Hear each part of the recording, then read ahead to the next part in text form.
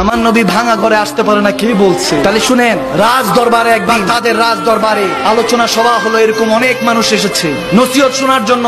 এক মা তার মেয়েকে নিয়ে ওই নসিহত শোনার জন্য গিয়েছে। যখন নসিহত শোনার জন্য ভিতরে প্রবেশ করছিল, ওখানে প্রজা আটকে দিল, বলতেছে ইনভাইটেশন কার্ড হ্যাঁ আপকে পাস? একটা ইনভাইটেশন কার্ড লাগবে, ওটা কি আছে? বলে না, আমাদের কাছে কিছু না, আমি তো ভেবেছি কোরআন সুন্নাহর মাহফিল হবে, আমরা শুনতে এসেছি, এখানে যে কার্ড লাগে এগুলো তো জানি না। বলে কার্ড ছাড়া ঢুকা যাবে না। এখন ছোট্ট মেয়ে মার দিকে তাকায় আছে ফেল ফেল করে। মা কি বলবে? মা বলতেছে ঘবরাও মত মেরে হুজুর, বাস দালান কোঠা মে नहीं आता झोपड़ी में भी आता है।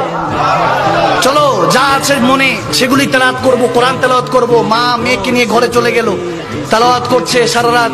মেয়ে কিছুক্ষণ কালাম পড়ছে, নাতে পাক পড়ছে। হঠাৎ করে ফজরের আযানের সময় হলো। মা মেয়েকে ডাক দিয়ে বলে যাও পানির ব্যবস্থা করো। যখন সে ঘর থেকে বের হয়ে পানির ব্যবস্থা করতে গেল, একটা চিৎকার দিয়ে ঘরে দৌড়ে আসলো।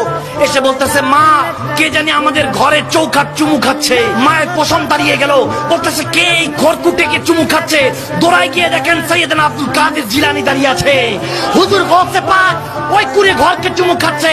তখন ওই মাটা চিৎকার দিয়ে বলতেছে ইয়া গৌসে পাক, আপনি এখানে এসেছেন আমার এই গরিবের ঘর চুমু খাচ্ছেন? বলেন না দান মহিলা, তোর ঘর চুমু খাচ্ছি না, একটু আগে তুই এখানে জিক্রে মুস্তাফার মধ্যে ফিরা ছিলি, আমার হুজুর এখানে এসেছে, এই জন্য আমার রসুলের পাকের নাকশা কদমে চুমু খাচ্ছি। সুবহানাল্লাহ।